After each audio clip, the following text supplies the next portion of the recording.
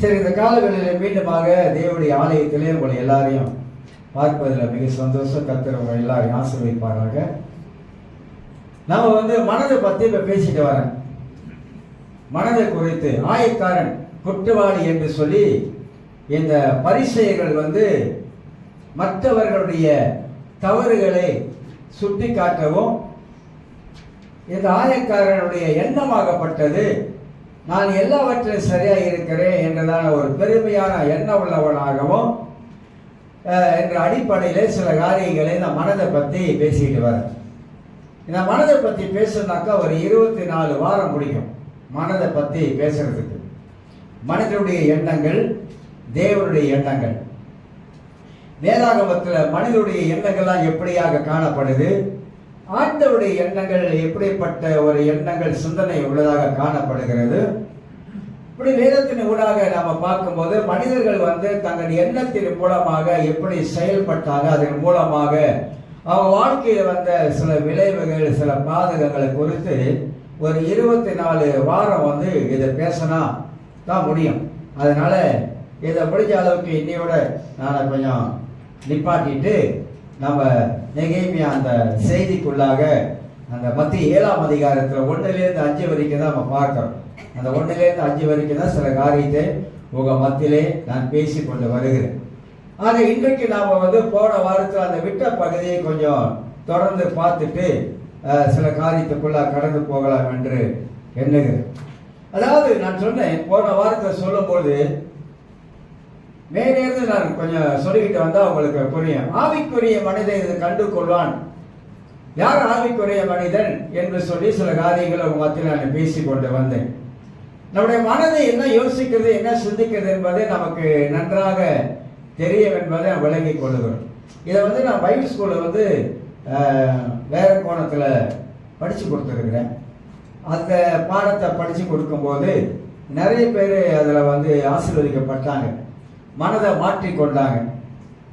பல சாட்சிகள் அவங்க சொல்ல ஆரம்பித்தாங்க. அதாவது எப்படி நம்முடைய மனதை நம்ம மாற்றி அமைத்து கொள்ள வேண்டும், நம்ம சிந்திக்கிற விதத்தை எப்படி மாற்றி அமைத்து கொள்ள வேண்டும், எப்படி நல்லவைகள் நம்ம சிந்தித்தால் நம்முடைய வாழ்க்கையில நம்முடைய மனதில் ஒரு செழிப்பு உண்டாகும், நம்முடைய வாழ்க்கையில ஒரு செழிப்பு, ஒரு ஆசீர்வாதம் உண்டாகும்.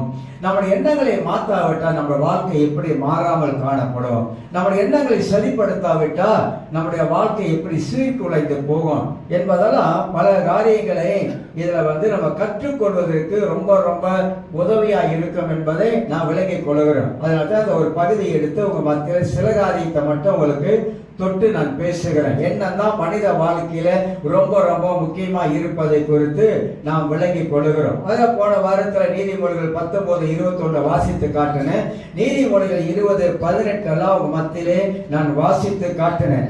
பிற்பாடு நம் எண்ணங்கள் தான் நமக்கு எதிரி அப்படின்னு பேசினேன். நம்முடைய எண்ணம் தான் நமக்கு எதிரி.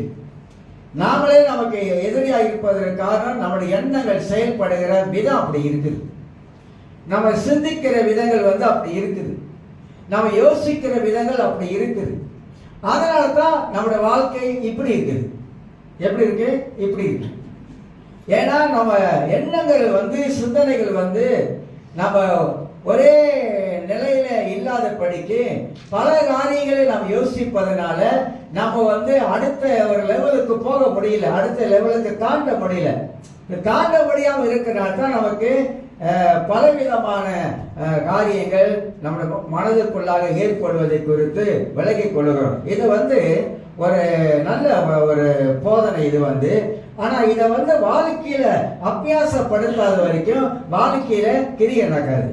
ஆனா இந்த வாழ்க்கையில கொஞ்சம் கொஞ்சமா உள்ள கொண்டு வர ஆரம்பித்தா வாழ்க்கையில பெரிய ஒரு ஆசீர்வாதத்தை நம் வாழ்க்கையில நாம் பார்ப்பதற்கு உதவியா இருக்கும் என்பதை நாம் அறிந்து கொள்கிறோம். அப்ப இரண்டாவது உங்களுக்கு சொல்லி நிப்பாட்டினேன், சிந்திக்க கூடாததை என்ன செய்யலாம்? சிந்திக்க கூடாதது எல்லாம் எங்க மனதை சிந்திக்க வைக்குது. எதெல்லாம் நம்ம சிந்திக்க கூடாதோ அதெல்லாம் சிந்திக்க வைக்குது. ஒரு காரியத்தை பொறுத்து அதிகமாக யோசிக்க வைக்குது. அது நல்லதா கெட்டதா? அந்த காரியத்தை நம்ம அதிகமாக யோசிப்பது மூலமாக நமக்கு அதனால நன்மை வருதா, அதனால நமக்கு சில விளைவுகள் வருதா, பாதகம் வருதா என்பதை நம்ம அறிந்து கொள்ள வேண்டும்.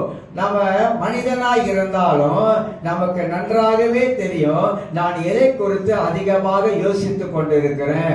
ஒவ்வொரு நாளும் என் மனதுக்குள்ளாக எது என்னை தாக்கி கொண்டிருக்கிறது, ஒவ்வொரு நாளும் என் மனதுக்குள்ளாக என்ன மாதிரியான விதங்கள் எண்ணங்கள் என் மனதை கெடுத்து கொண்டிருக்கிறது, என் மனதுக்குள்ளாக அதிகமான கவலை ஏற்படுகிறதா, என் உள்ளத்துக்குள்ளாக அதிகமாக கவலை வருவதற்கு என் எண்ணம் பாதிக்கப்படுகிறது. என் எண்ணத்தின் மூலமாக என் இதயத்திற்குள்ளாக அந்த கவலை உட்கார்ந்து இருக்குது. ஒரு காரியத்தை நான் அதிகமாக அதை யோசித்து கவலைப்படுவதனால என்னுடைய சரீரம் பாதிக்கப்படுகிறது. இதெல்லாம் அற்புதமான ஒரு சத்தியம். கிறிஸ்தவ உலகத்துல இந்த சத்தியம் ரொம்ப ரொம்ப முக்கியமானது. எல்லா சத்தியம் பைபிள்ல எழுதப்பட்டிருக்குது. அதற்கு மேலான ஒரு சத்தியம் என்பது இந்த மனதை நம்முடைய வாழ்க்கையில எப்படி மாற்றி அமைத்துக் கொள்வது ரொம்ப ரொம்ப ஒரு அற்புதமான ஒரு காரியத்தை நாம் விளங்கிக் கொள்ள வேண்டும். இப்ப நாம எடுத்துக்கொள்வோம் நீதிமொழிகள் 16ஆம் அதிகாரத்தில் இருந்து சில வசனங்கள் அப்படியே குறிப்பிட்டு கொஞ்சம் யோசித்து பார்க்கலாம். 16ஆம் அதிகாரம் நீதிமொழிகள் புஸ்தகத்தை திருப்பி வைத்துக் கொள்ளுங்க. அதிலிருந்து சில சத்தியங்கள், நிறைய காரியங்கள் அதுக்குள்ள அடக்கப்பட்டிருக்கிறது. இதிலிருந்து நம்முடைய சிந்தனைகளை வேதம் நமக்கு என்ன சொல்லுகிறது, இதை நாம எப்படி இந்த வசனத்தின் ஊடாக நம்ம விளங்கிக் கொண்டு வசனத்தின் மூலமாக எப்படி நம்முடைய எண்ணங்களை சிந்தனைகளை நாம மாற்றி அமைத்துக் கொள்வதற்கு இது உதவியாக இருக்கும் என்பதை குறித்து நாம் அறிந்து கொள்ள வேண்டும். 16:9 நான் வாசிக்கிறமாக, மனுஷனுடைய இருதயம் அவனுடைய வழியை யோசிக்கும். பைபிளை கொஞ்சம் நிறுத்தி கொஞ்சம் வசனம் என்ன சொல்லுகிறது அதை கொஞ்சம் மனதில் சிந்தித்து அதை கொஞ்சம் தியானம் பண்ணி இந்த வசனத்துடைய பொருளை நாம் விளங்கி கொண்டா அது உள்ளுக்கு போய் வேலை செய்யும். அது உள்ளுக்கு நமக்குள்ளாக கிரியை செய்யக்கூடியதாக இருக்கும். மனுஷனுடைய இருதயம் அவனுடைய வழியை யோசிக்கும். இருதயம் இந்த எண்ணங்கள் ஒன்றுக்கொன்று தொடர்பு உடையது. ஏன்னா மனதின் மூலமாகத்தான் எல்லாமே உள்ளுக்கு போகுது. மனுஷனுடைய இருதயம் என்னதான் அவனுடைய வழியை யோசிக்குது. அப்ப மனிதனுடைய இருதயம் அவனுடைய வழியை யோசிக்கிறா, அவன் என்ன மாதிரியான வழியிலே அவன் போகிறான் என்பது அவனுக்கு தெரியும். நான் போகிற வழி சரியான வழியா, நான் போகிற வழி சரியில்லாத வழியா, நான் சரியில்லாத வழியில போய் கொண்டு இருக்கிறான் என்பதை குறித்து அந்த மனிதனுக்கே தெரியும். நான் போகிற வழி சரியில்லை அப்படி என்பது. அப்ப கர்த்தருடைய பிள்ளைகளுக்குள்ளாக இன்னொரு விசேஷமான ஒரு காரியம் இருக்கிறது. நமக்குள்ளாக இருக்கிற பரிசுத்த ஆவியானவர் நமக்குள்ள இருந்து நம்முடைய மனதை தூண்டி விடுகிறார். நீ போகிற வழி சரியில்லாத வழியில நீ போய் கொண்டு இருக்கிற என்பதை குறித்து மனிதன் தன்னை குறித்து அவன் படிக்க வேண்டும் என்றால் முதலாவது அவன் வேதத்தை எடுத்து அவன் படிக்க வேண்டும். மனிதன் வேதத்தை எடுத்து படிக்கும் பொழுது அவன் யார் என்பதை வேதம் காட்டுகிறது. மனிதன் வேதத்தை படிக்கும் போது அவன் எப்படி பட்டவனா இருக்கிறான் என்பதை வேதம் காட்டுகிறது. மனிதன் வேதத்தை எடுத்து படிக்கும் பொழுது அந்த வேத வாக்கியங்கள் அவன் எப்படி இந்த உலகத்தில் வாழுகிறான் என்பதை எடுத்து காட்டுகிறது. ரொம்ப ரொம்ப முக்கியமானது. நான் யார் என்பதை யாரும் சொல்ல வேண்டாம், நான் யார் என்பதை வேதமே எனக்கு சுட்டி காட்டுகிறது. வேதம் தான் என்னை குறித்து எனக்கு பாடத்தை கற்பிக்கிறது. வேதம் தான் என் நினைவுகளை குறித்து எனக்கு பாடங்களை கற்றுக் கொடுக்கிறது. வேதம் தான், வேதத்தில் எழுதப்பட்டிருக்கிற தேவனுடைய சத்தியம் தான் நாம் ஆள வேண்டிய வழியை காட்டுது. அப்ப இந்த வேத வாக்கியங்கள் என்ன சொல்லுகிறது என்பதை நாம கவனிக்காமல் போகக்கூடும் என்றால் நம்முடைய வாழ்க்கையில எதுவுமே பிரயோஜனற்றதாக காணப்படும். அப்ப அவனுடைய வழியை யோசிக்கிறது அவனுடைய சிந்தனை. நான் எங்க போய் கொண்டு இருக்கிறேன், எங்கேயோ போய்கிட்டு இருக்கிறேன். எங்கேயோ போயிட்டு இருக்கிறேன், எங்கேயோ போயிட்டு இருக்கிறேன். வழி தெரியாம எங்கேயோ போய்கிட்டு இருக்கிறேன். ஆனா வழியை ஆண்டவர் காட்டுகிறார். இன்னொரு வசனத்தை வாசிக்கலாம். அப்ப மனிதனுடைய இருதயம் அவனுடைய வழியை நிர்ணயிக்கிறது. இன்னொரு வசனத்தை வாசிக்கிறேன். நீங்க ஆதியாகம புஸ்தகத்தை கொஞ்சம் திருப்பவும். ஆதியாகம புஸ்தகத்துல ஆதியாம் புஸ்தகத்துல எல்லாருக்கும் தெரியும் 6ஆம் அதிகாரத்துல ஆண்டவர் மனிதனை பார்த்து விசனப்பட்டார் அப்படின்னு போட்டிருக்குது. 5ஆம் வசனம் வாசிக்கிறேன். மனுஷனுடைய அக்கிரமம் பூமியிலே பெருகினது என்றும் அவன் இருதயத்தை நினைவுகளின் தோற்றமெல்லாம் நித்தமும் பொல்லாதது என்று கர்த்தர் கண்டு தாம் பூமியிலே மனுஷனை உண்டாக்கினதற்காக கர்த்தர் மனஸ்தாபப்பட்டார். அது அவர் இருதயத்துக்கு விசனமாய் இருந்தது. இந்த 2 வார்த்தையில மனுஷனுடைய அக்கிரமம் பூமியிலே பெருகிருச்சு. நோவாவின் காலத்துல உலகம் அழிவதற்கு மனுஷனுடைய அக்கிரமங்களே மூல காரணமாக காணப்பட்டது. மனுஷனுடைய அக்கிரமங்கள் எப்படி பெருகினது? அவன் எண்ணத்தின் மூலமாக இந்த உலகத்துல அக்கிரமம் பெருகிருச்சு. சொல்றாங்க, அக்கிரமம் பெருகின உலகத்துலதான் வாழ்றான் அப்படின்றாங்க. சிலர் இப்படிலாம் தமிழ்ல பேசுவாங்க, அக்கிரமக்காரன், அநியாயக்காரன், இப்படிலாம் பேசுவாங்க. ஏன் பேசுறாங்க? மனிதன் அக்கிரமத்திலே அவன் வாழ்வதற்கு அவன் என்னதான் காரணம்? நாம் நன்றாக யோசிக்கணும். கடவுளுடைய பிள்ளைகளுக்கு தேவனுடைய ஆவியானவரை நமக்கு தந்திருப்பதனால நம்மளால மாற்றிக்கொள்ள முடியுமா? மாற்றிக்கொள்ள முடியாதா? நம்மளால 100% நம்மளால நம்முடைய மனதை மாற்றிக்கொள்ள முடியும், நம்முடைய வாழ்க்கையை மாற்றிக்கொள்ள முடியும், நம்முடைய ஜீவியத்தை மாற்றிக்கொள்ள முடியும், எல்லா விதத்திலும் நம்மளை மாற்றிக்கொள்ள முடியும். ஏன்னா ரோமர் 8ஆம் அதிகாரத்துல நான் வாசிக்கும் பொழுது, ரோமர் 8ஆம் அதிகாரம் திருப்பிக் கொள்வோம். ரோமர் 8ஆம் அதிகாரத்துல 20 ரோமர் 8ஆம் அதிகாரம் நாங்க வாசிக்கணும் போல இருக்குது. ரோமர் 8ஆம் அதிகாரத்துல ஒரு அருமையான ஒரு வார்த்தை இருக்குது. இது பல கோணத்துல வித்தியாசமான விதத்துல இதெல்லாம் சொல்லுவாங்க. நான் சொல்லுகிறேன் உங்களுக்கு. 29 வாசிக்கிறேன். நம்முடைய குமாரன் அநேக சகோதரருக்குள்ளே முதல் பேரானவரமாய் இருக்கும் பொருட்டு தேவன் எவர்களை முன்குறித்தாரோ அவர்களை தமது குமாரனுடைய சாயலுக்கு ஒப்பாய் இருப்பதற்கு முன்குறித்திருக்கிறார். இது முக்கியம். எதற்கு நம்மளை முன்குறித்தாரு? எதற்கு ஆண்டவர் நம்மளை ரட்சித்தாரு? இந்த ரட்சிப்போடைய மதிப்பு ரட்சிக்கப்பட்டவங்களுக்கு இன்னைக்கு தெரியல.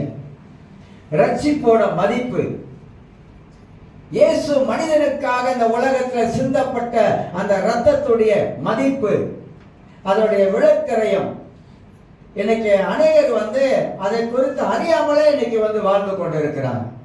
ரட்சிப்பு நம்ம வாழ்க்கையில கிடைத்த இந்த ரட்சிப்புடைய நோக்கத்தை நாம் விளங்கிக் கொள்ள வேண்டும். எதற்காக உங்களை என்னை ஆண்டவரை ரட்சித்திருக்க கூடும் என்றால் அவருடைய சாயலுக்கு ஒப்பாக மாறிக்கொண்டே வருவதற்கு.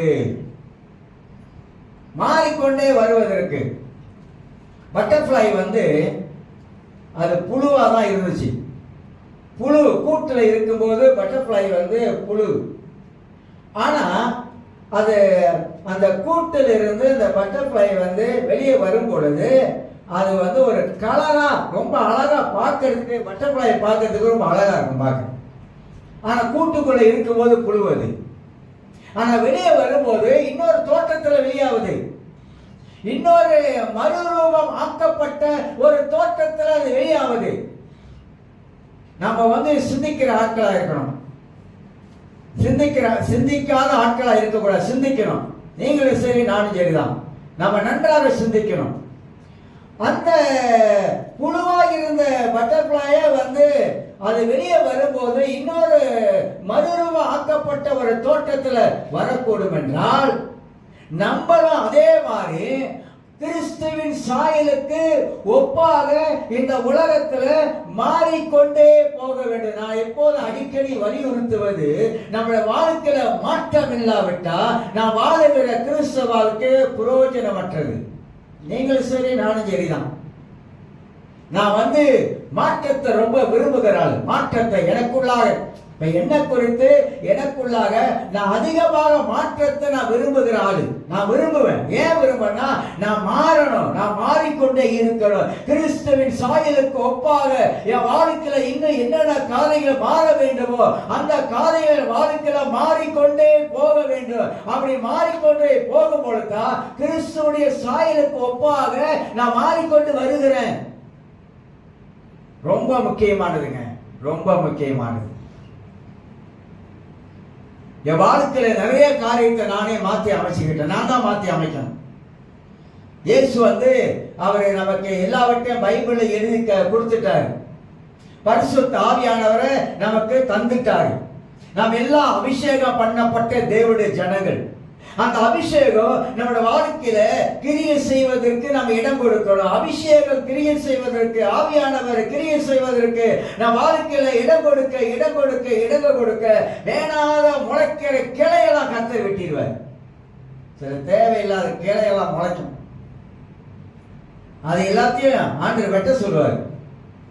அது வெட்ட வெட்ட வெட்ட வெட்டதான் அந்த மரத்துக்கு ஒரு செழிப்பு உண்டாகுது. இயற்கை ரீதியில எப்படி ஒரு மரம் செழிப்பா வருவதற்கு கிளையை கவர் பண்ணுவது போல நம்முடைய வாழ்க்கையில சில வேண்டாத கிளைகள் முளைக்கும் பொழுது அதை நம்ம வெட்டி அப்படியே தூக்கி எறிஞ்சாதான், அதை விட்டுட்டீங்கன்னாக்கா அது முளைக்க ஆரம்பிக்கும். வேண்டாங்க, வேண்டாம். நமக்கு அந்த மாதிரியான ஒரு கிறிஸ்துவ வாழ்க்கை நமக்கு தேவையில்லை. ஆண்டவர் விரும்புகிறது ஒரு மாறுபட்ட, ஒரு மாற்றம் உள்ள ஒரு வாழ்க்கையை தான் கர்த்தர் விரும்புகிறார் என்பதை அறிந்து கொள்ள வேண்டும். எல்லாருக்கும் நல்லது சொல்றேன். எல்லாரும் நம்ம யோசிக்கணும். நம்மளை நாம கேள்வி கேட்கணும். நான் ஏன் இப்படி இருக்கிறேன்? நான் ஏன் இப்படி வாழணும்? நான் ஏன் இப்படி யோசிக்கிறேன்? நான் ஏன் இப்படி பேசுறேன்? சில வேலைகளை நமக்கு வார்த்தைகளை சில வேலைகளை அள்ளி நம்ம கொட்டுவோம். சில வேலைகள்ல வேண்டாம், வேண்டவே வேண்டாம். ஏன் வார்த்தைகளை அள்ளி கொட்டுறோம்? நம்ம ஒரு இதயத்துல இருக்கிறதெல்லாம் நம்முடைய வாய் மூலமா வர ஆரம்பிக்கிறது. ஏன்னா நம்மளோட மனம் எண்ணங்கள் பாதிக்கப்பட்டுருச்சு.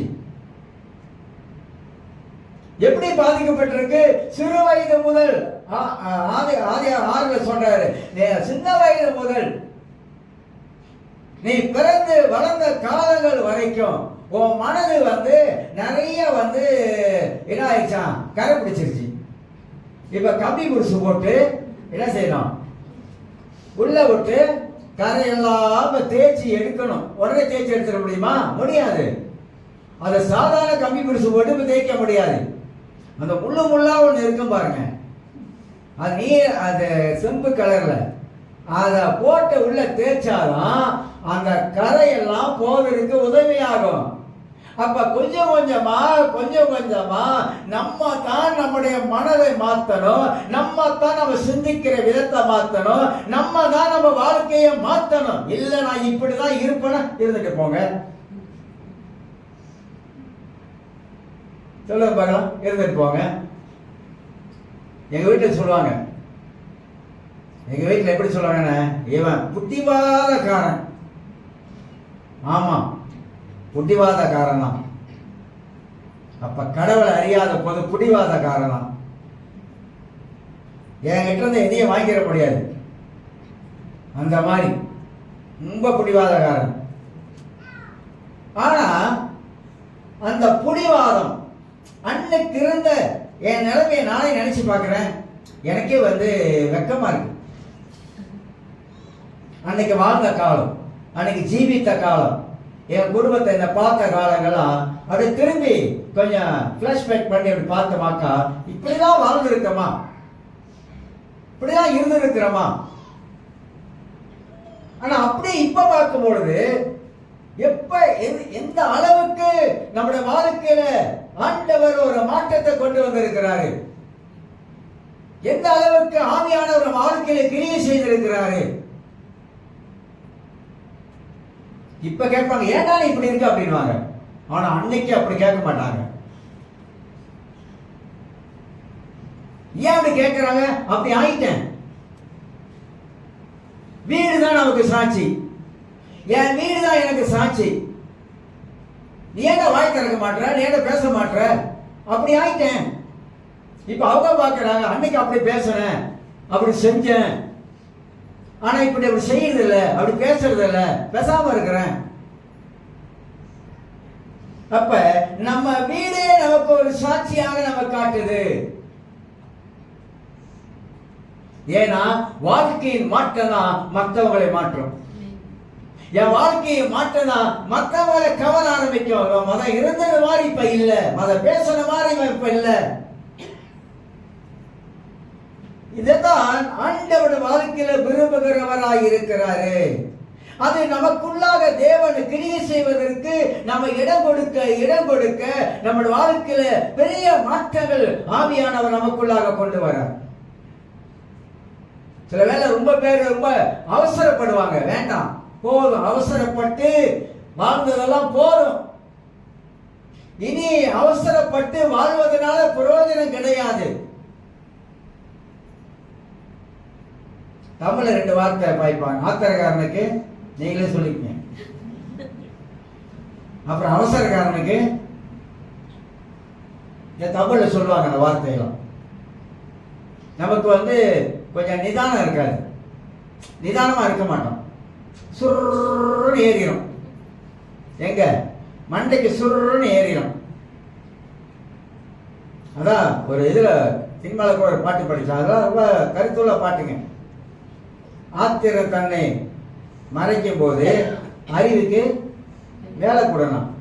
ஏன் சொன்னா தெரியுங்களா? ஆத்திரம் வரும்போது அறிவுக்கு வேலை கொடுத்தா ஆத்திரம் புஷ்ண கீழே இறங்கிடும். அருமையான பைபிளே வார்த்தை இருக்குது. ஆனா பைபிள் இருக்கிற வார்த்தை தான் நிறைய வார்த்தைகள் போட்டு படிக்கிறாங்க, நிறைய வார்த்தைகள். ஆராதனை பாட்டு எடுக்கிற ஆராதனை வார்த்தை, சினிமா பாடலே ஆராதனை படிக்கிறாங்க. ஆராதனை வார்த்தைய நான் சொல்றேன். அந்த வார்த்தை எதெல்லாம் எப்படியெல்லாம் பயன்படுத்துறாங்கன்னு சொல்ல வரேன். நம்ம நல்ல ஒரு ஹாப்பியா வாழணுமா, கொஞ்சம் சந்தோஷமா இருக்கணுமா, கொஞ்சம் நிம்மதியா இருக்கணுமா, ஞானத்தை பாய்க்கணும். இந்த ஞானத்தை சரியா பாவிச்சிட்டாக்கா நிச்சயமா நமக்கு வரக்கூடியதெல்லாம் கொஞ்சம் தவிர்க்கலாம், நமக்கு வரக்கூடியதெல்லாம் கொஞ்சம் நிப்பாட்டலாம். யோசிக்க தெரிந்தவன், சிந்திக்க தெரிந்தவன், வாழ்க்கையில வாழ தெரிஞ்சவன். யார் ஒரு மனிதன் நல்லா யோசிக்கிறானோ அவன் வாழ தெரிஞ்சவன். ஏன் அப்படி சொல்றீங்க பஸ் கேட்டீங்கன்னா, வாழ தெரியாதவன் யோசிக்க தெரியாதவன். யோசிக்க தெரிஞ்சவன் நல்லா வாழ தெரிஞ்சவன். அவன் யோசித்து சரியான வாழ்க்கை நடத்துவதற்கு அவன் பிரயாசப்படுறான். இதெல்லாம் நம்ம நன்றாக அறிய வேண்டும். அதுக்கு வேதம் தான் நமக்கு அடித்தளமாக இருக்கிறது. ஆகினால்தான் தாம் பூமியிலே மனுஷனை உண்டாக்குவதற்காக கர்த்தர் மனஸ்தாபப்பட்டார். அது அவர் இதயத்துக்கு விசலமாக இருந்தது. ஏன் இருந்தது? மனுஷனுடைய அக்கிரமம் பூமியில பெருகிடுச்சு.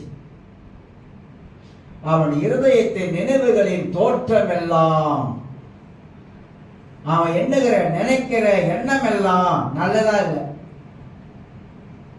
நல்லதா இல்லாதவன் மனுஷன் நல்ல வாழ்க்கையை வாழ முடியாம இன்னைக்கு தடுமாறி கொண்டு இருப்பதை நாம் அறிந்து கொள்கிறோம்.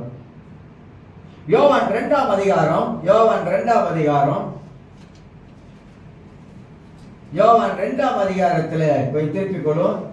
25வது வசனம் எல்லாருக்கும் தெரியும். இதெல்லாம் கொஞ்சம் மனப்பாடமா நம்ம மனதுக்குள்ள வச்சுட்டாக்கா நமக்கு நல்லது.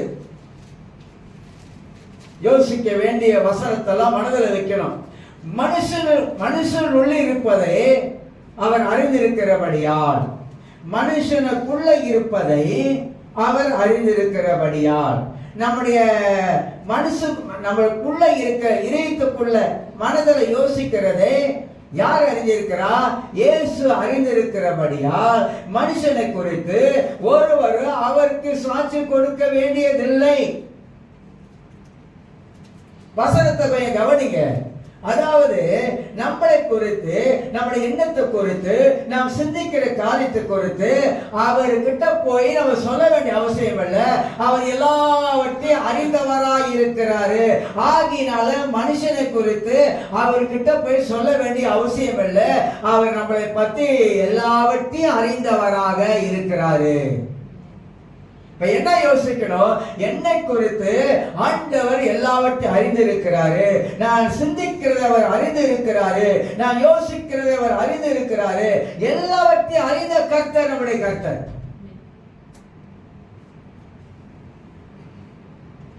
அப்ப மனுஷனை குறித்து அவர் எல்லாவற்றையும் அறிந்த தேவனாய் இருப்பதனால சிந்திக்கிறதுல கவனமா இருக்கும். சிந்திக்கிறதுல கவனமா இருக்கும். மத்திய 5ஆம் அதிகாரம் சொல்றாரு, ஆண்டவராய் இயேசு பழைய ஏற்பாட்டுக்கும் புதிய ஏற்பாட்டுக்கும் வித்தியாசம் காட்டி சொல்றாரு. பழைய ஏற்பாட்டுல விபச்சாரம் பண்ணாதான் பாவம். புதிய ஏற்பாட்டுல ஒரு பெண்ணை இச்சையோடு பார்க்கிற எவனும், அது யாரா இருந்தாலும் தர முடியல. ஒரு பெண்ணை இச்சையோடு பார்க்கிற எவனும், கண்ணு பார்க்குது, மனது படம் பிடிக்குது. நம்ம கண்ணு ஒண்ண பார்க்குது, மனது அதை கிளிக் கிளிக்னு படம் பிடிக்குது. அது பிடிச்சு உள்ள போய் சேர்த்து வைக்குது. மனதுக்குள்ளாக சேர்த்து வைக்குது. சேர்த்து வைக்க கூடாது. அப்ப ஆண்டவர் என்ன சொல்றாருன்னா, நீ உன் கண்ணுல எதையெல்லாம் பார்க்கிறியோ, உன் மனதுக்குள்ளாக அது இச்சையா தோன்றுகிறது, அது பாவம். அப்ப என்னன்னா ஒரு வாழ்க்கையை கெடுக்குது. நீதிமொழியில இன்னொரு வசனம் இருக்குது, அதெல்லாம் திருப்பிட்டு தான் நேரம் ஓடிடும். அவர் அழகை உன் இதயத்துக்குள்ள இச்சிக்காத. ஐயோ இந்த பொண்ணு ரொம்ப அழகா இருக்க அப்படின்னு உன் மனதில் நினைச்சு, இந்த கல்யாணம் கட்டினா பரவாயில்ல போல இருக்குது அப்படின்னு மனசுல நினைக்கிற பாரு, அதுதான் அவன் அழகை உன் இதயத்துக்குள்ளாக இச்சிக்காத. அழகான பெண்கள் எல்லாம் நல்ல குணம் உள்ள பெண்கள் சொல்றதுக்கு பைபிள்ல இல்லை. அதுக்குன்னு நான் அழகா பிறந்துட்டேன் அப்படின்றது தப்பு இல்லை. எல்லாம் நல்லதுதான். மூக்கு முடிய பிறந்தது நல்லதுதான். ஆனா வசனம் என்ன சொல்லுது? அதை கொண்டாத ஒரு இதயத்தில் வச்சு நீ இச்சிக்காத. உன் எண்ணத்துல நீ கற்பனை பண்ணாத. உன் எண்ணத்துல வச்சுக்கிட்டு நீ யோசிக்காத. இதெல்லாம் நம்ம எண்ணத்தை கெடுக்கிறது, நம்முடைய வாழ்க்கையை கெடுக்கிறது. எண்ணத்தை கரைப்பட வைக்கிறது. சிந்திக்கிற விதத்துல நமக்கு தீமையானதை சாத்தான் விதைக்கிறான். ரொம்ப கவனமா இருக்கணும். அடிக்க தெரியணும், விரட்ட தெரியணும், வெளியே நிப்பாட்ட தெரியணும். எல்லாம் தெரியலன்னா நம்ம வாழ்க்கையில பிரச்சனை தான் ஆகும். யாக்கோப்பு 1ஆம் அதிகாரத்துல, யாக்கோப்பு பழைய ஏற்பாட்டுல தொங்கல் இருக்க பாருங்க. யாக்கோப்பு 1ஆம் அதிகாரத்துல யாக்கோப்பு ஒரு அழகான ஒரு காரியத்தை இங்க விவரிக்கிறார். 1ஆம் அதிகாரத்தை வாசிக்கும் பொழுது பிரச்சனை பத்தி அங்க சொல்லிட்டு அப்படி கீழே கொண்டு வர்றாரு.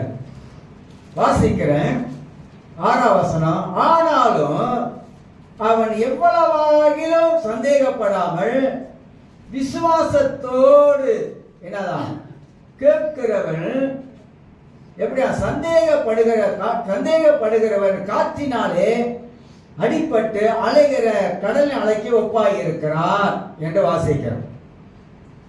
தாராவசனத்தில் என்ன சொல்லப்படுதுனாக்கா, அவன் எவ்வளவு சந்தேகப்படாமல் என்று வாசிக்கிறோம். வாசிக்கு 8ஆம் வசனம் வாசிக்கும் போது, இருமனம் உள்ளவன் தன் வழியில் எல்லாம் நிலையற்றவனாய் இருக்கிறான்.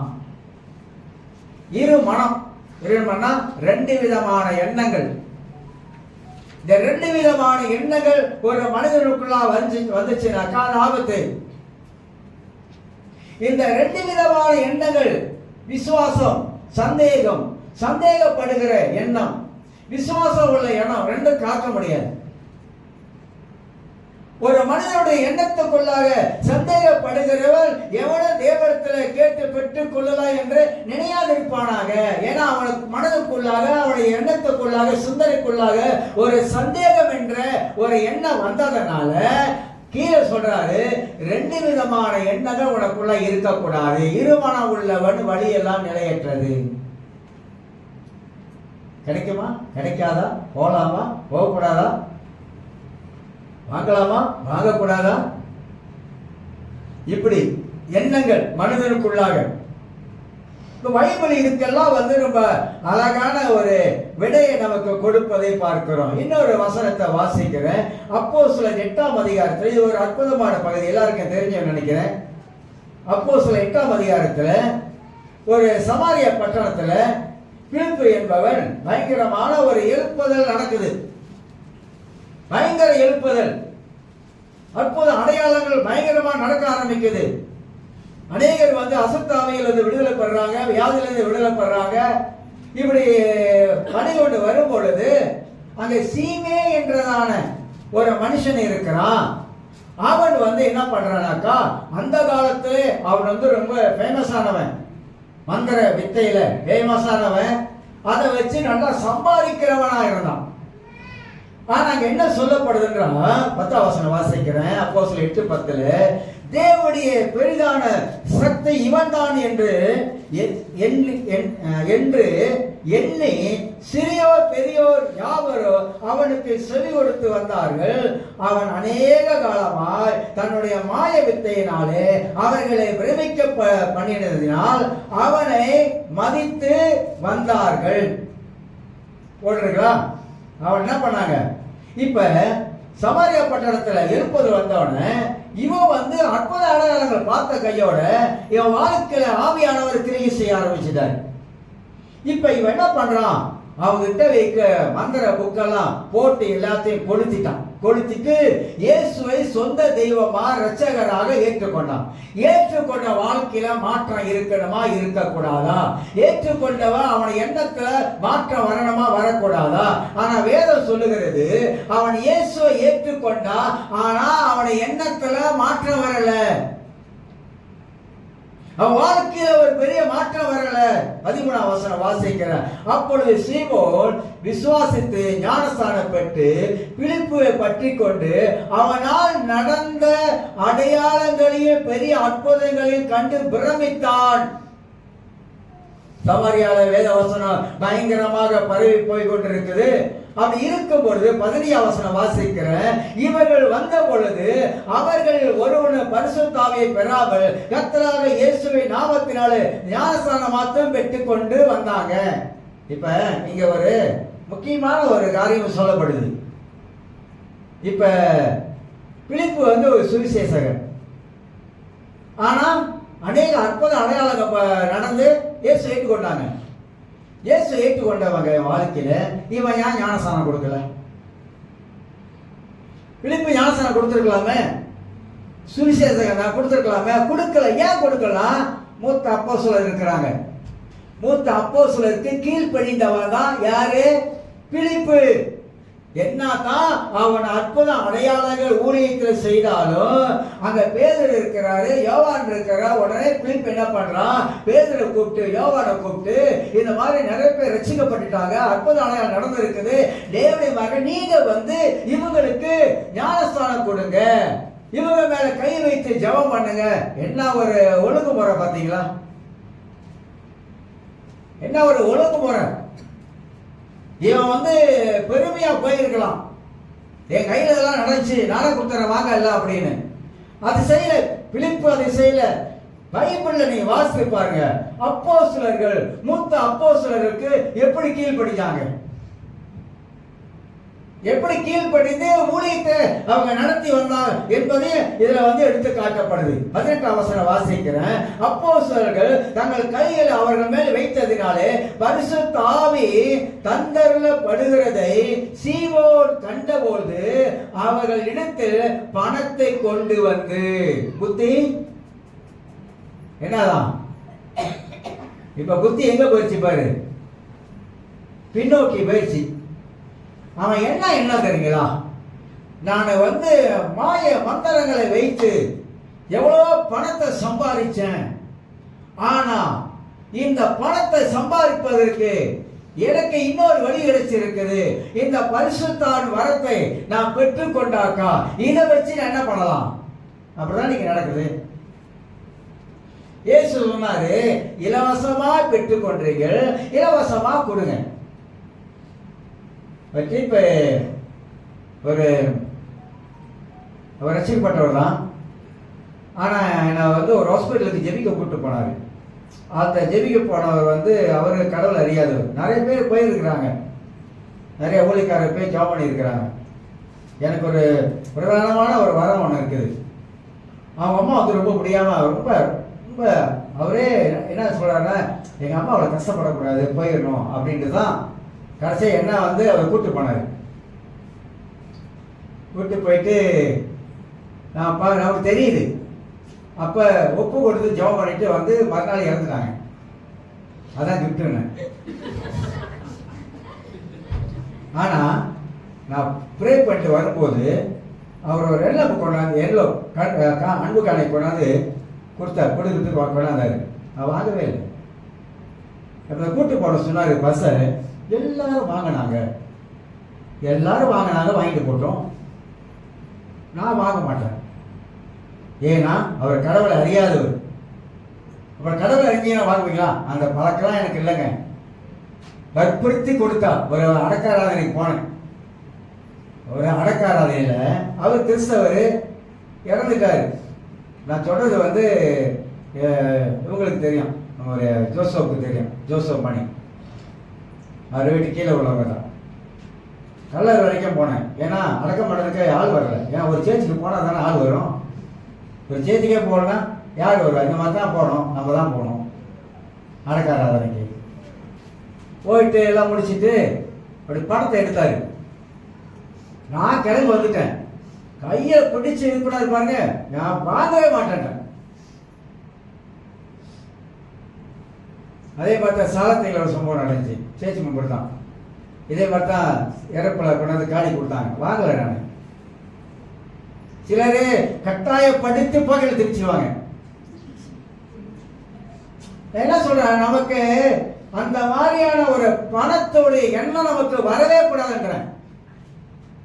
ஆனா இவன் அப்படி இல்லை, ரசிக்கப்பட்டுட்டான். இவன் என்ன நினைக்கிறான், நான் ரசிக்கப்படுவதற்கு முன்பதாக எனக்கு இவ்வளவு பணம் சம்பாதிச்சேன், இப்ப நான் கடவுளை ஏற்றுக்கொண்டு இந்த பரிசுத்தாவின் வரத்தை பெற்றுக்கொண்டா இதை சம்பாதிக்கலாமே. சம்பாதிக்கிறதுக்கா பரிசுத்தாவின் வரம்? இது நல்ல ஒரு உதாரணம் பாருங்க. நமக்கு சம்பாதிக்கிறதுக்கா இன்னைக்கு கிறிஸ்துவ கண்ணோட்டம் வேறு பக்கமாக போயிடுச்சு. ஒரு காலத்துல அந்த தியாகம், அந்த அர்ப்பணிப்பு, அந்த ஒப்பு கொடுத்ததுல இப்ப எல்லாம் திரும்பிருச்சு, தலைகளை திரும்பிருச்சு. வேற விதமான ஒரு எண்ணத்துல, நோக்கத்துல இன்னைக்கு கிறிஸ்தவ உலகம் ஓடிக்கொண்டு இருக்குது. அதனால சீமோன் என்பவன் என்ன பண்ணான், இந்த பணத்தை வச்சு சம்பாதிக்கலாம் அப்படின்னு நினைச்சான் பாருங்க. 20 வாசிக்கிறேன். பேதுரு அவனை நோக்கி, தேவனுடைய வரத்தை பணத்தினாலே சம்பாதித்துக் கொள்ளலாம் என்று நீ நினைத்தபடியால் உன் பொழப்பே போச்சுப்ப. நினைப்பு பொழப்ப கெடுத்துருச்சா? அழகா சொல்லுது பைபிள். நீ நினைச்சபடியா, நீ அப்படி எண்ணினபடியா என்ன நடக்குது அப்படின்னு சம்பாதித்த ஒரு பணம் உன்னோட கூட இந்த பைபிள்ல ரொம்ப அழகா போட்டிருக்கு, நாசமாய் போக கடவுள். அப்படிதான் போட்டிருக்கு தமிழ்ல. நாசமாய் போக கடவுள் அப்படி சொல்லி 21 உன் இறுதிய தேவனுக்கு முன்பாக சுவையா இராதபடியால் இந்த விஷயத்தில் உனக்கு பங்கும் இல்லை பாகம் இல்லை. ஆகையால் நீ உன் துர்குணத்தை விட்டு மனம் திரும்பி. சீமேயே, நீ என்ன பண்ற, நீ அந்த ஆரம்பத்துல ரட்சிக்கப்பட்ட, ஆனா உனக்குள்ளாக இந்த பொல்லாத கெட்ட குணம் போல அத நீக்கு. ஒரு மனிதன் ரட்சிக்கப்பட்ட பிற்பாடு அவன் என்ன மாறவில்லை என்று சொன்னாக்கா, அவன் பழைய செஞ்ச காரியத்தை தான் செஞ்சுட்டு இருக்க முடியும். அவன் என்ன மாறும் பொழுதா ஆவியானவர் தனக்குள்ள இருக்கிறார் என்பதை உணரும் பொழுது. இன்னைக்கு கடவுள் பயம் ரொம்ப பேருக்கு இல்லாம போயிடுச்சுங்க. அதான் வருத்தமா இருக்கு. இன்னைக்கு மனிதன் கடவுளுக்கு பயப்பட வேண்டிய இந்த பயமெல்லாம் இல்லாம போயிடுச்சு. சங்கீதங்களை இன்னைக்கு வாசித்த சங்கீதங்கள்ல என்ன எழுதி இருக்குது, தாவீது என்ன சொல்றாரு, சிறுவர் ஜனங்கள் என்ன அங்க சொல்லப்படுது. பைபிளை வாசிக்கிறவன் நம்முடைய வாழ்க்கையில அதை சிந்திக்கிற மக்களாக காணப்படணும். 23 வாசிக்கிற, நீ கசப்பான பிச்சையிலும் பாவ கட்டிலும் அகப்பட்டு இருக்கிறதை காண்கிறேன். வேர்ட் ஆஃப் நாலேஜ் அப்பளாக ஆபரேட் பண்ணது பேதுருக்கு. நீ எப்படி இருக்க தெரியுமா? கசப்பான பிச்சையிலும் பாவ கட்டிலும் நீ இன்னும் இருக்கிற என்பதை நான் பார்க்கிறேன். சொல்லுங்க, பசியை கண்டீங்களா? அதனால நம்முடைய எண்ணங்கள் பாருங்க, இந்த ஒரு மனிதனுக்குள்ளாக ரட்சிக்கப்பட்டாலும் ஆனா அவன் எண்ணம் அந்த பணத்தோட குறிக்கோள்ல தான் இருக்குது. அப்ப எண்ணம் தான் காரணம். அவன் மனதுக்குள்ளாக அவன் சிந்திக்கிற அந்த எண்ணம் தான் அவனுக்கு முக்கியமான ஒரு காரணமா இருக்கிறது. அப்ப அது சரிப்படுத்தும் வாழ்க்கையில, அது சரிப்படுத்தினா எல்லாம் சரியாயிரும். சங்கீதம் 41 கொஞ்சம் திருப்புங்க. சங்கீதம் 41 கொஞ்சம் வசனத்தை மட்டும் பார்த்துருவோம். சங்கீதம் 41 வசனம் 6ஆம் வசனத்தை வாசிக்கிறேன். 41:6.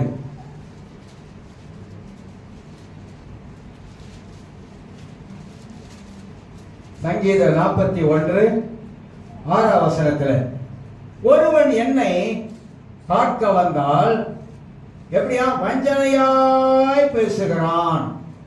உடனே பார்க்க வரான். அப்படி பார்க்க வரும்போது அவன் என்ன பேசுறான்?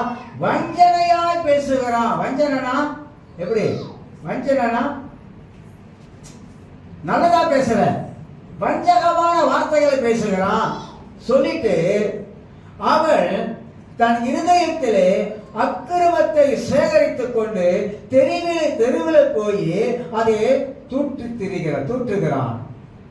அக்கிரமத்தை இருதயத்தில் சேர்த்துக் கொண்டு, அப்படின்னா அக்கிரமத்தை தன் மனதுக்குள்ளாக வைத்துக் கொண்டு வெளியே போய் தப்பு தப்பா சொல்றான். இப்பெல்லாம் வசனம் வாசிக்கும் போது கர்த்தர் நம்மோடு பேசலையா? இவ்வளவு நல்ல வார்த்தைகளை தேவன் நமக்கு எழுதி வைத்திருக்கிறாரு. கடைசியா ஒரு வசனத்தை வாசிப்ப. எரேமியா 17ஆம் அதிகாரத்தை திருப்பிக் கொள்ளுங்க. எரேமியா 17.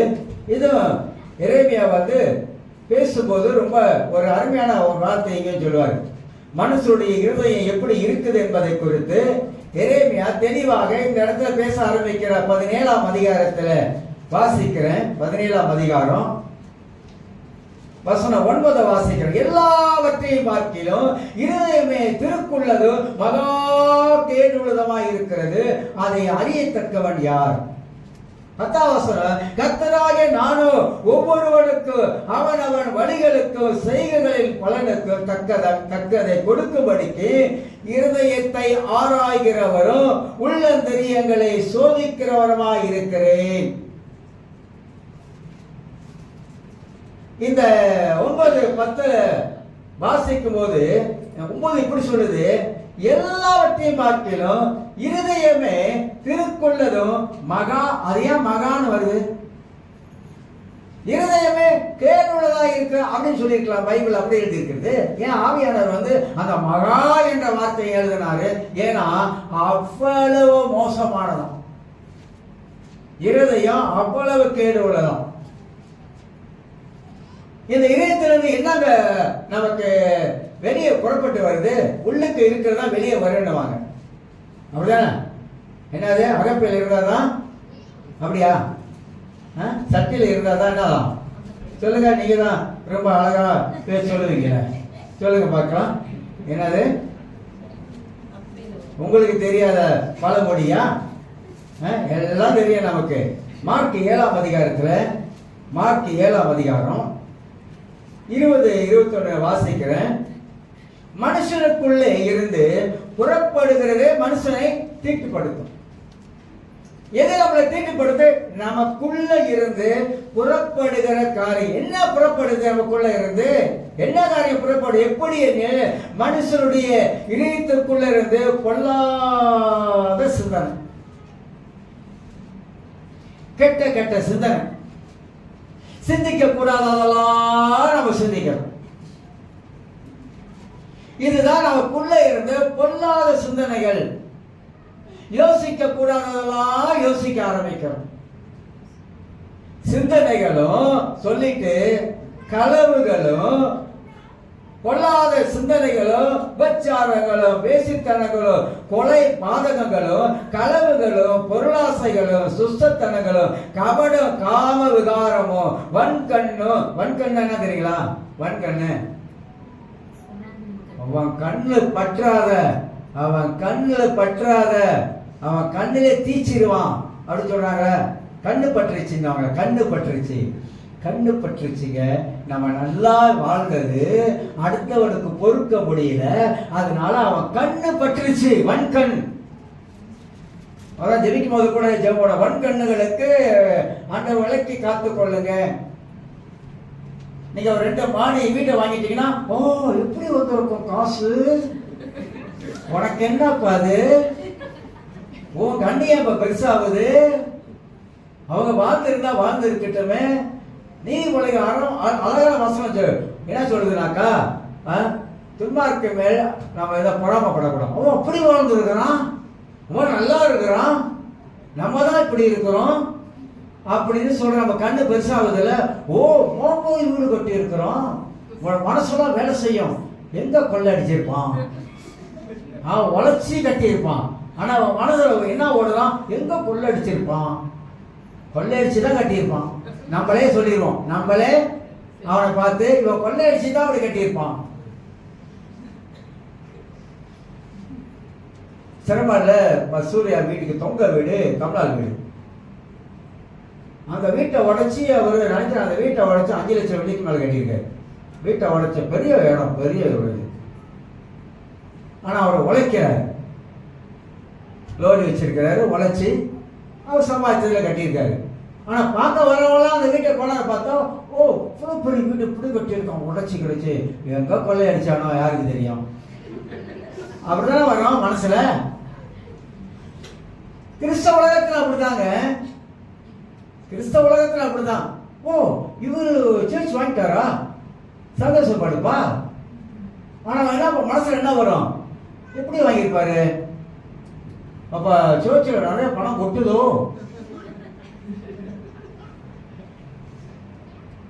அந்த மாதிரி உங்களுக்கு ஐயோ நீங்க நினைக்கிறேன், நீங்க பச்சை பிள்ளைங்க நினைக்கிறேன், பச்சை குழந்தைங்க வாங்க.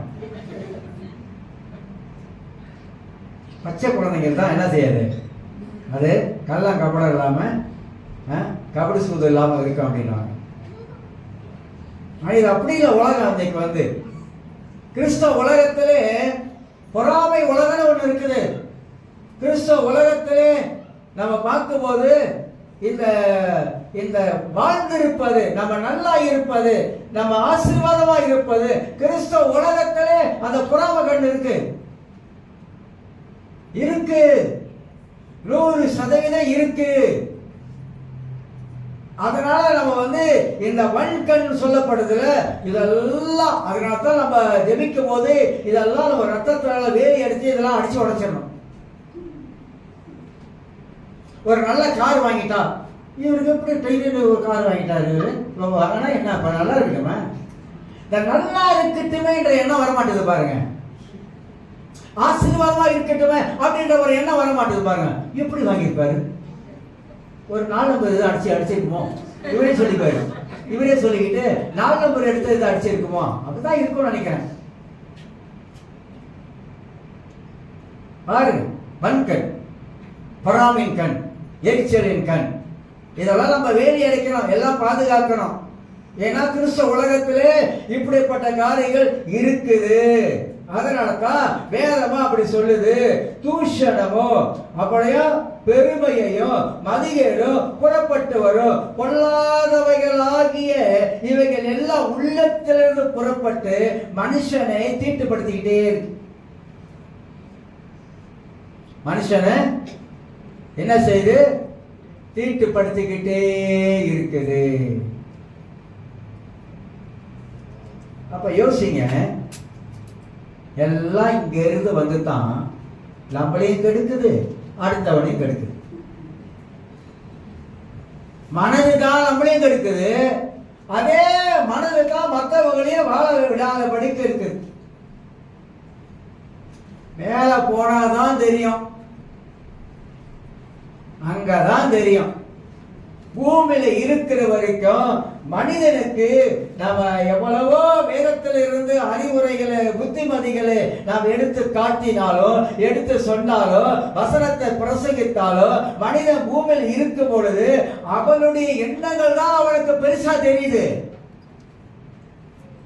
ஆனா அவங்க மறந்துடுறாங்க. நம்ம யோசிக்கிறது சிந்திக்கிறதெல்லாம் சரியில்லாத காரியமாக இருந்தா நம்முடைய வாழ்க்கையும் என்ன ஆகாது, சரியா? அப்பா என்ன செஞ்சானா, மகன்கார்கிட்ட அந்த கதையோட முடிக்கிறேன். நல்லா இருக்கா கதை கேட்டா? அப்பா என்ன செஞ்சாரா, நண்டு எடுத்து வெளியே விட்டார். மகன்காரன் கேட்டான், அப்பா ஏன்பா அந்த நண்டு வந்து கோணையாவே நடக்குது அப்படி? ஏன் அந்த கோணையா நடக்குது, ஏன் நேரா நடக்க மாட்டுது? நண்டு என்னைக்குமே நேரா நடக்காது. அப்ப இவன் நினைச்சானா, எங்க அப்பா கோணையா நடக்கிறதுனால தான் நண்டு கோணையா நடக்குதோ அப்படி யோசிச்சானா. அப்ப எங்க அப்பா கோணையா நடக்கிறாரு, அதனால தான் நண்டு கோணையா நடக்குது. இவர் வாழ்க்கையில கோணையா நடக்கிற எண்ணம் இருந்துச்சுன்னா எல்லாமே கோணையா தான் போகும், எல்லாமே செய்யறதெல்லாம் கோணையா போகும். அதனால நம்முடைய எண்ணங்களை கொஞ்சம் அலசி ஆராய்ந்து பார்த்து கொஞ்சம் சிந்தித்து, நான் வந்து சரியா சிந்திக்கிறேனா, நான் சரியா யோசிக்கிறேனா, தப்பா சிந்திக்கிறேனா, எனக்கு தப்பா சிந்திக்கிறனா எனக்கு தெரிய மாட்டேது அப்பெல்லாம் சொல்ல வேணாம், அது தெரியும். இதை வந்து கொஞ்சம் சரிப்படுத்திக்கிட்டே வந்தீங்கன்னா வாழ்க்கையில வியாதி வர்றது கூட நின்றுடும். வியாதி வர்றது கூட அந்த வியாதி எட்டி பார்த்து அப்படி போயிடும். அத வாழ்க்கை என்பது நம்முடைய சிந்தனை எண்ணத்துல தான் அடங்கி இருக்குது. எல்லாரும் ஸ்தோத்திரம் ஆண்டவரே.